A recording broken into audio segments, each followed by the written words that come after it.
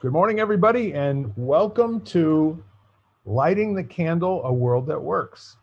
So we get together every week. Sometimes there's two or three of us, sometimes there's four or five. However, our goal, sometimes there's one. There was one last week. That was just yours truly, speaking a little bit about some experiences that I had with critical thinking and people being empowered to make their own decisions and build their own pathways in manufacturing. So the whole idea of what we're doing is to build a conversation that does two things. Number one is that it allows you to take a moment and to be nurtured and fed in areas where you may be a little bit stuck. And then number two is to empower you to not only get unstuck, but now start asking what's next and what needs to happen in order for your world to be all that you say you want it to be. So with that in mind, we'll get kicked off this morning. I have two of my very, very good friends here, Lisa Sheehan, and she'll tell you a little bit more about herself, and then also my good friend Ken Caputo. And as usual, he's met some very exciting people who are up to some great things in the world. And so we'll probably share a little bit about either that or the subjects or whatever people are talking about. So I thought if it works for both of you, since I did a monologue last week, and I'm not quite sure exactly, how well I did it, but I'm very interested in having a conversation and a dialogue with both of you today on a similar subject. And it comes down to, I think the three of us have a lot of training and muscle in this area, the whole idea that the world turns on a question. The world has everything to do with you asking the question, not from the standpoint of what, being right or wrong, but what's next, what is made possible, by if we were to get to a point right now where we completely understand what's going on or understand that we don't understand what's going on. And that's a place to start from in terms of asking really good questions. So would you guys want to talk about critical thinking today and whatever that may or may not mean to you? Absolutely. Okay. So Lisa, would you like to kick off and just tell everybody briefly who you are? And then maybe you could say a few words about, the whole art of questions and critical thinking and whatever comes to your mind. Lisa Sheehan, been in media my whole life, and currently I co-publish a conscious living magazine called EPIC, which is an acronym for Empowering People in the Inspiring Community. It's bi-monthly that we distribute throughout Connecticut. But as far as questions, always question. I just did an interesting practice with a Zoom class the other night, and that was it was just ask yourself a personal question, and it could have been anything silly, and then ask it again, and then ask it again. It could be something as simple as, what am I going to have for dinner? And then, what does my body really want for dinner? What will be the healthiest choice for my body, kind of thing? So you get down to, you just keep asking. And then there's the other form of questions where I was watching a video about elderhood and how they asked, how do we create elders now? And the gentleman's name is Stephen Jenkinson, and he basically said it's kind of hard to do when we have no source, no place to look for examples. So if you start something, so you have to, it was just an interesting question. Like, if you think elders exist, they don't just exist because they're old. There's and they can't just call themselves an elder, because he found this group of three claiming to be older people calling themselves elders because they just decided to do that. So he questioned them, as like, why are you calling yourselves elders? So I just find it interesting that there's never an end point, I don't think, to questions, which is kind of cool in many ways. But to leave yourself open for all the different answers that are out there, and to just keep asking. Excellent. Ken? Yeah, that's one of my favorite things that was shared with me with one of my dear mentors, was keep asking bigger and better questions until the question disappears and an answer reveals itself. And my corollary to that is then get right back to asking questions, you know, because answers are impermanent things, you know. So so yeah, I mean that's and I think that it's a discipline, because it's interesting when you start observing the quality of questions people ask.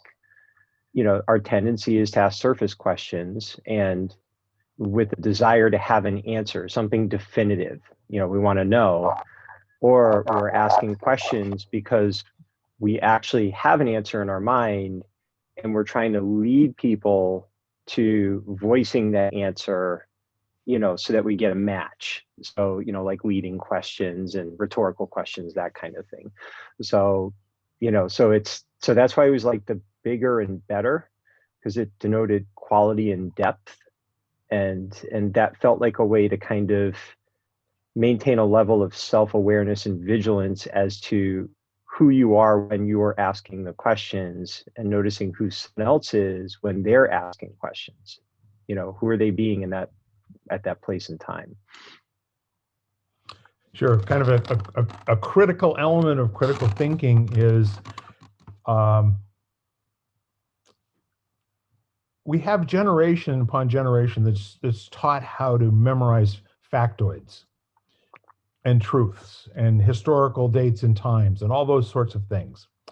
And once they have the answer to the question of what happened in 1066, all thinking about what it meant, who was involved, you know, the answer to that question stops all thinking about what else is possible. So the whole idea of critical thinking, it has a quality to it, in my opinion, that basically whatever answer you come up with, it's not that.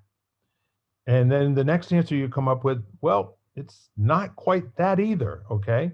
So you're constantly looking into fleshing out, and I've used the analogy of you know, the hidden beast that Arnold Schwarzenegger fights, that he can see nothing except for the footprints, you know, in the ground where it breaks trees and stuff as it's walking, or, you know, has a general idea how tall this thing is because of where limbs are being chopped off of trees when they miss hitting him, and that sort of a thing. So that while life is an extraordinary opportunity to learn, in most cases, people are mostly satisfied to stop where they've already learned the answer to a question early in their life. So for an example to that, we were told that Columbus sailed the ocean blue in 1492 or whatever that was. We were not asked, you know, who paid for it, what nationality was he, what was the point, and who was really interested in what he would return, you know, to the mother country with. And when he got where he was going, what adventures occurred then? I don't know about you, but I had to wait until I was in college to read stories about what really happened, and you know, the trials and tribulations of sailing across the sea with no idea where the end point was.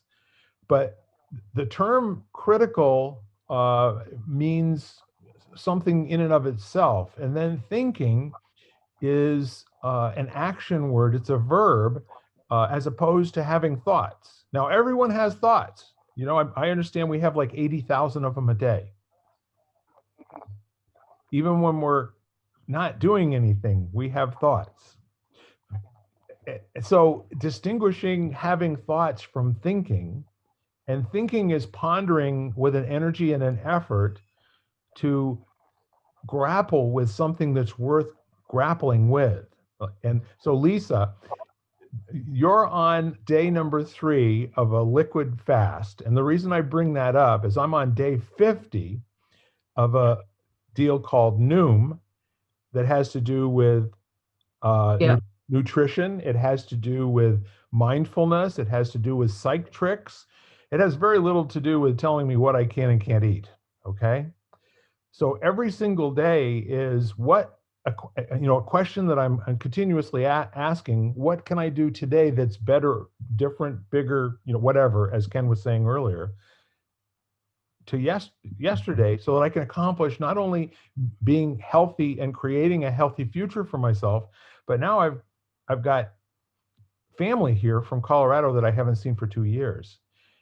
And if you're comfortable talking about, what the situation is when you're in the unknown, and for me, intermittent fasting and fasting in general is always an unknown. I don't always react to it the same way. Do you have a thought on that? Well, I think this time, because I shouldn't say that this is actually my 7th day, but day 5, 6, and 7 are all liquid. Wow. So I'm on the 3rd day, final day, which I'm very happy and proud of. But when I started it, because it starts with clean eating, and and no dairy, no alcohol, no sugar, no caffeine. And my 2nd day was a family gathering with a pizza truck and all sorts of sweets, which I had to do with the mental change my mindset to the reason I was there was to see all these people and celebrate with my niece and nephew, and not the food. And it really helped me get through that day. So I think it's like another psychological thing, like you talk about with Noom doing. But outside of that, accomplishing anything, I think is a big win.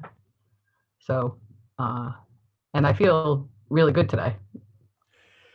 I bet. I don't know. Have you noticed any difference in your sleeping? Most nights I slept better. Oddly, there was 1 or 2, but that could be stress related and everything else related. But most nights I have slept better. I must, because I'm keeping like a little diary too of how I feel. But outside of that, yeah, that was another plus for it too. So I'll back up for a second, back on critical thinking. Is it a good thing? Is it the right thing? Is it the best thing?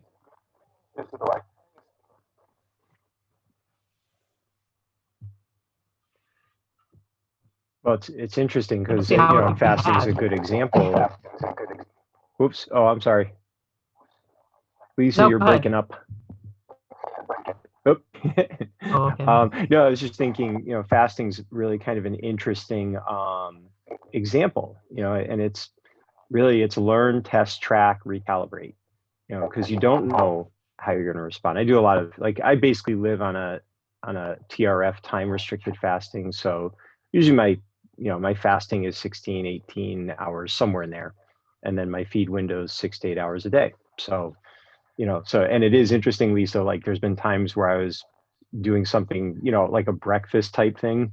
And, and I usually eat between noon and 6 or noon and 8. So I'm sipping black coffee or green tea while everybody else, the smell of pancakes and eggs and bacon is all around you. It can be kind of brutal sometimes, but, and I always give myself permission to say, I do this regularly. I've created a benefits bank account. So if it's good to enjoy breakfast with my friends, a breakfast, or have a beer with dinner, or whatever, So instead of becoming a slave to it, I think that's part of critical thinking, is what is the optimal outcome based on this situation in this moment, and not to personalize it where you're beating yourself up over it or justifying or defending all of the noise that gets in the way, but fasting is a fascinating thing because everybody's different. And I've had a couple of fasts that the plan was 72 hours, liquid only. And after 36, I was done. Didn't like the way I was feeling. That's the end of it, So, and then other times I started planning on doing a normal one, and then it was just I don't feel like I need to eat today. I'm feeling pretty good. And all of a sudden 3 days has gone by, and then I slowly reintroduce food. So, it's that paying attention and not getting caught up in what you think it's going to be or what other people's experience is, because we are unique. We all respond differently to different things, including nutrition and sleep, exercise, all of that. So Yeah, the really key thing that I keep hearing, not only in what you just said, Ken, but people in general, while they are in the process of having these 80,000 thoughts today, um, it's not really easy to tell which of the thoughts are distorted, you know? Not all things that you think are true. Not all of them are verifiable. Not even, you know, they may not even adequately reflect how you feel, you know?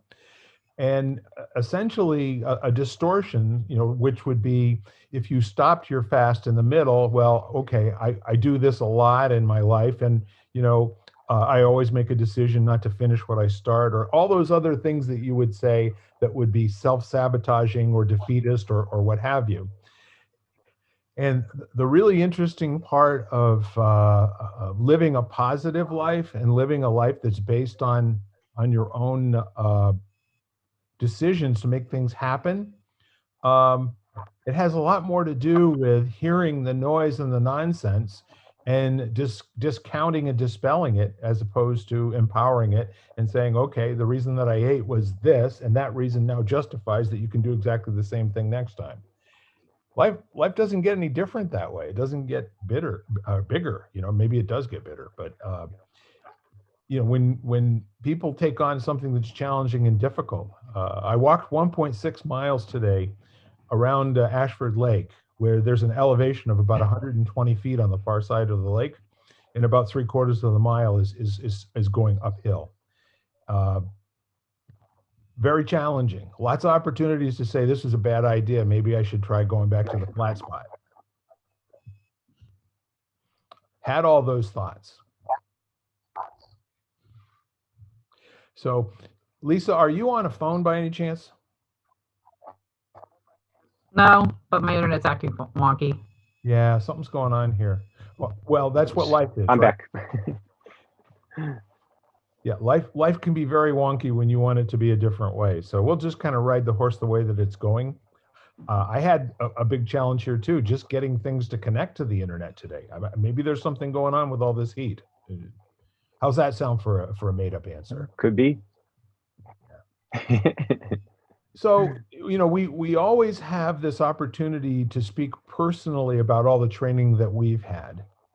And I'm always interested in the listeners and what they see going on with regard to how people are trained today, you know, trained in the workforce, trained in the military, trained in schools, all that sort of thing. I hear conversations that the art of critical thinking is one that's not concentrated on in any of those areas all that much anymore. I don't know what you're hearing, Ken and Lisa. In which areas?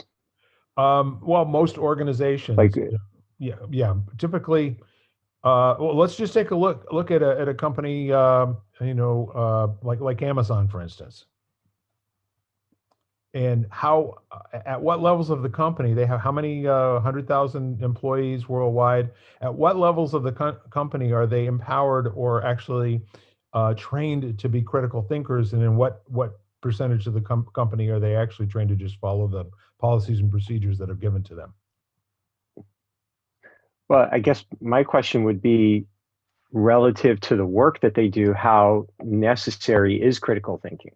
You know, like if it's repetitive work, you know, like for example, so teaching, you know, once I taught pretty much the same class for 15 years, you know, a beginner martial arts class, let's say, of course, there would be things that would come up that had to be kind of fluid and adaptable.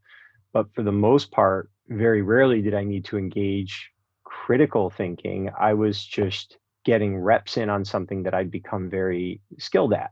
So, you know, and then the critical thinking would be something that would then kick in if something unknown or unexpected happened that I hadn't dealt with before, you know. So now I have to engage it.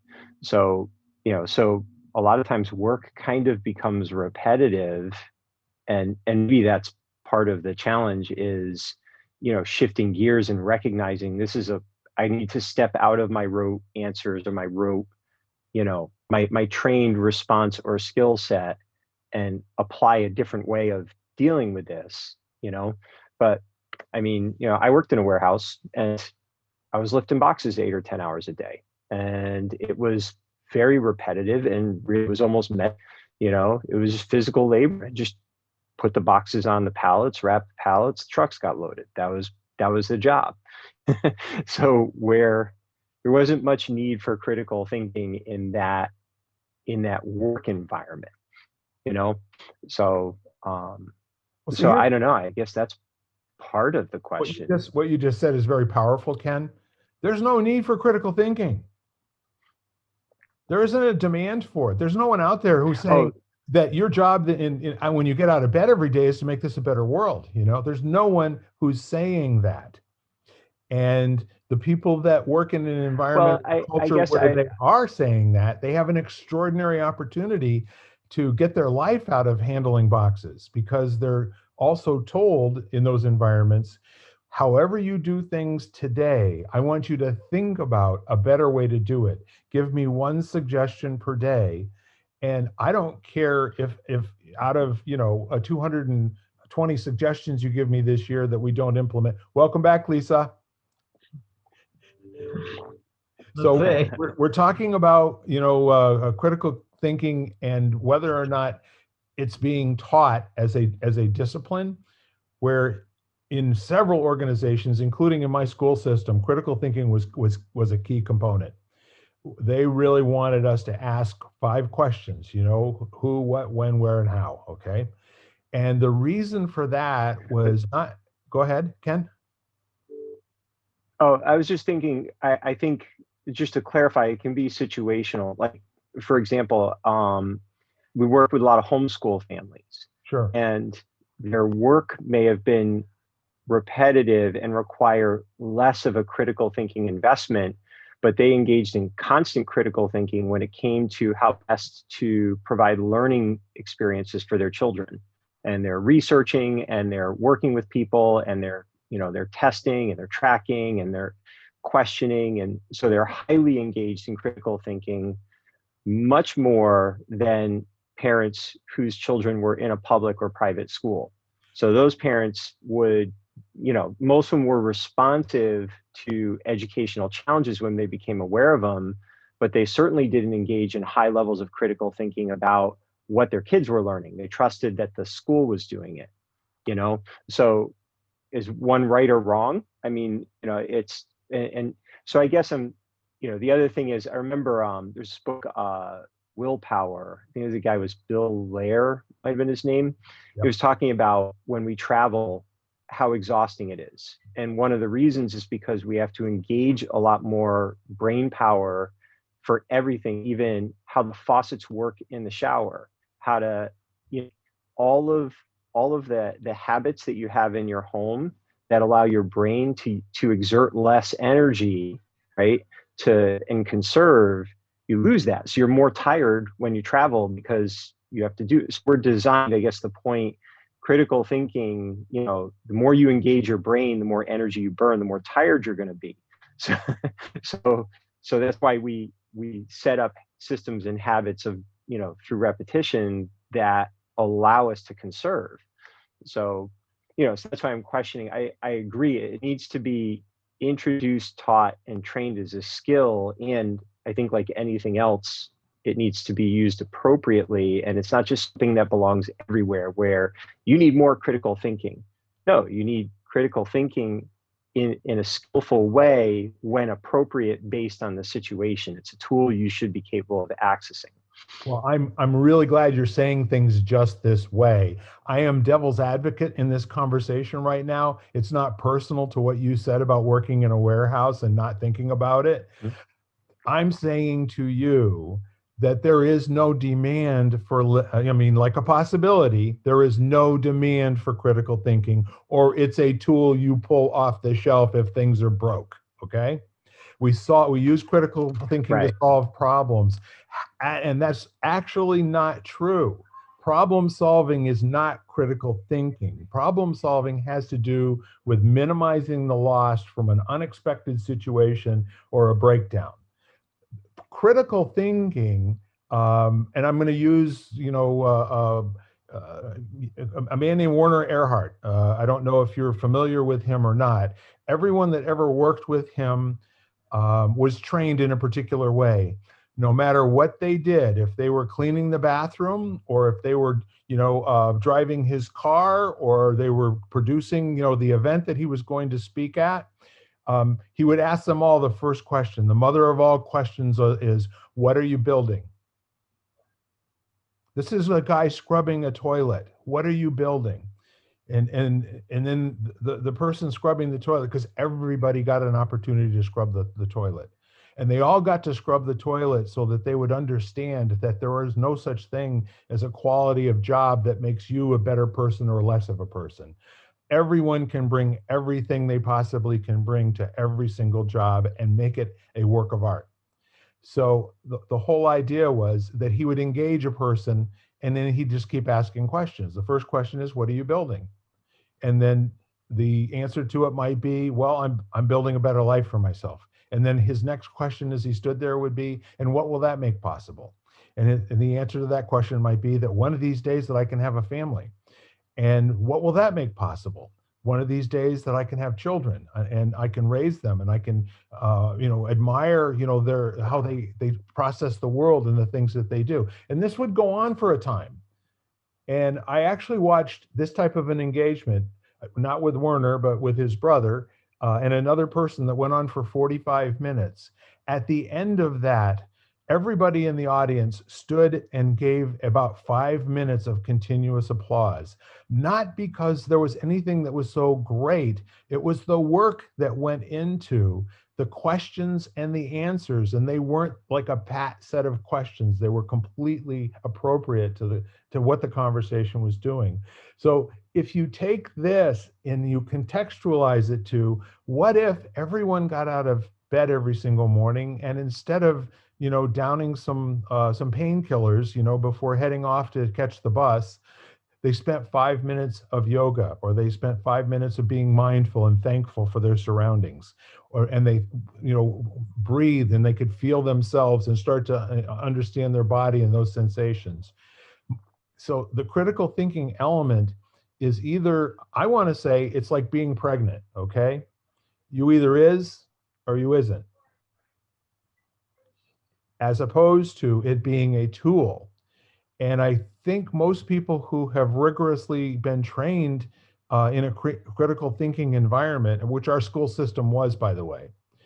I mean, most of the folks that taught us were way overqualified to be teaching in public school. We had people who had previously taught in private schools. And this was going to be kind of an experiment, in 1963, when they built this brand new school and they hired all these brand new teachers, for high school, 7th through 12th. So they didn't tell us they were teaching us critical thinking, by the way. They didn't tell us that at all. We wouldn't have been interested in learning critical thinking. We were an experiment to try to find out what happens if people are continuously challenged in a positive way that makes them recognize their role and their possible, contribution to whatever else is going on. How successful was it? I don't know, but it stayed with me. And I've probably gravitated to different types of organizations that seem to have that present. So Lisa, in terms of the questions and questioning everything, since you haven't had a chance to talk for very much in this segment, I'd like to just give you the floor and hear anything that you have to say that you think would be mindful, or maybe not mindful, maybe whatever it is Lisa has on your mind at the moment. Well, I watched a similar thing where, and the question was simply why, and then you repeat back what the person answered. Yeah. And you do it 7 times, basically, is what they came down to. So just keep getting a deeper and deeper why.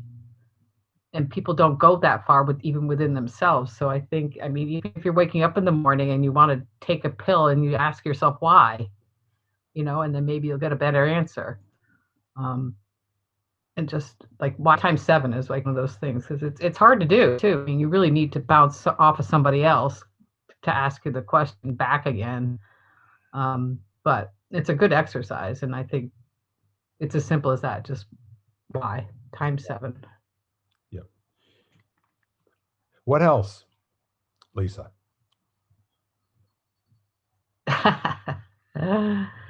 Well, the only other strange thing I was thinking about was like when they were I never learned it, but the new math that they were teaching, and the kids couldn't do a regular problem like we all learned how to do mathematics. They had to figure out why and how they got there. And after a while, I kind of thought, well, that's kind of an interesting way to look at it because that involved critical thinking, and but most, of course, adults were poo-pooing the whole thing because they never did it themselves. So, but I thought that was an interesting approach. I know it was a long time ago now, even that, but to have a little bit of critical thinking in schools from that long ago too. I mean, obviously you were a success from your schooling because of your intense critical thinking to the day, and I'm sure it's been with you the whole time. Well, some people would describe it as a pain in their backside. And it comes from engaging human beings as having a contribution, and an intense desire to discover what that contribution is. The world gives you something if you just walk by 15 or 20 people a day and you say, hi, how you doing? They say, oh, I'm good. Have a nice day. And that's it. That's the whole conversation. Or if every once in a while you just stop and say, hey, look, I really admire, that shirt that you have on. I'm a Led Zeppelin fan too. Where did you get that? And then they say, well, it was at Old Navy, or some kind of a, really non-deep answer like that. But the full measure of it is to recognize feelings and emotion in other people. I've been playing a game recently of going to different places for breakfast and ordering the exact same menu items in all of these different places.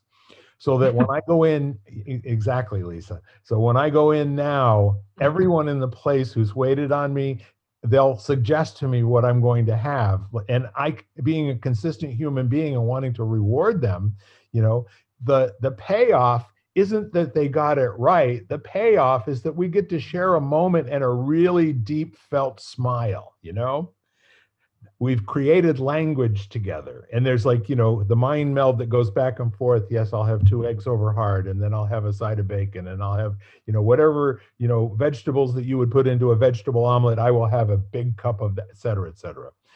So then we get to the point where we both get to compliment each other on what great smiles that we have, or whatever else seems to show up in the moment. But I don't ever think of critical thinking. Do you know what I mean? As a subject or a topic, it doesn't come up. And Ken, I know you well enough that you've always had mentors that they would always ask you the questions that would set your day up for you, that you could spring off of and then go forth and do amazing things, and then kind of generate that in all the people around you. Yeah. Yeah, and really just also, I don't know, I think the doorway was always curiosity. And because I would say a lot of my mentors are just authors who I've never met, and Right. just being curious about something to go about it. And actually, as we've been talking, I have a suggestion for the next half of our episode, Yes. and it would be the impact of the Dunning-Kruger effect. And what that does, it's be an interesting lens, because when you start to learn something, there's that whole scale of your confidence in what you now know in the short term Sure. basis your experience with it. So, and how disproportionate that is. I think actually that's created a lot of tension over the last year and a half. Is, you learn something, you hear something, you think you understand it, your confidence in your understanding of it goes through the roof, but it's not an earned, there's not the earned experience hasn't happened yet. That takes a year plus. Adam Grant talks about it in a book called Think Again, that he published in direct response to, the pandemic, people's response to the pandemic. And, he was documenting that, So it's an interesting thing that I think correlates with this whole conversation. Well, let me say this. I am so excited that you brought that up. And I really think this is an awesome place for us to punctuate the end of the beginning and start the beginning of the next cycle. Does that work for you, Lisa? Works for me. All right. So Ken, you will play kickoff, okay, in the next upcoming episode. And with that said, ladies and gentlemen, thanks for tuning in. We'll see you on the flip side. Bye for now. You've been listening to Lighting the Candle, a world that works, part of the Exvadio Podcast Network. You can hear us at exvadio.com/podcasts, Apple Podcasts app, Google Play, Spotify, iHeartRadio, Stitcher, and wherever you find podcasts.